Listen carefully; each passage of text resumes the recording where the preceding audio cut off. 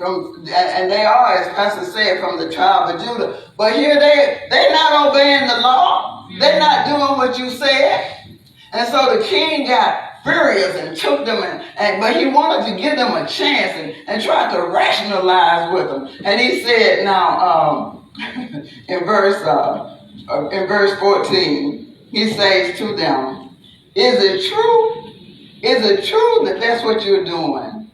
And he says, O Shadrach, Meshach, and Abednego, do not ye serve my gods? Don't you worship the golden image which I, the king, the ruler, the one that's been good to you, the one that holds you in your life in my hand? Don't you serve that image? Don't you worship?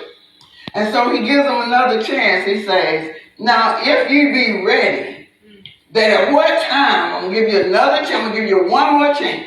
I'm going to give you one more chance. If at what time you hear the band playing. Right. When you hear the band, then when you hear that, and you bow down and worship, well, it'll be good. He says, but if you worship not, ye shall be cast the same hour into the midst of a burning fiery furnace. And who is that God that should deliver you out of my hand? I want you to listen to me on verse 16. Listen to me carefully. Shadrach, Meshach, and Abednego answered and said to the king, O Nebuchadnezzar, we're not careful to answer thee in this matter. In other words, we don't need a whole lot of time to think about this.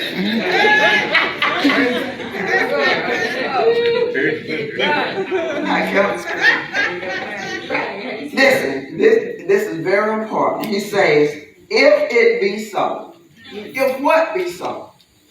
If it be so that you're going to do what you said you were going to do, if that be so, our God whom we serve is able to deliver us from the burning fiery furnace, and he will deliver us out of thine hand, O king. Because there's a king that's higher than you, O king.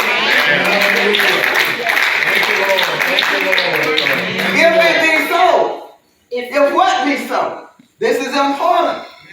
If what you're saying is so, if it be so that you're going to do that, if it be so that if we don't, when we hear the band playing and we don't react, we don't respond, we don't stomp, we don't clap, we don't bow, we don't raise, we don't do nothing, if you go through what you say you're going through with,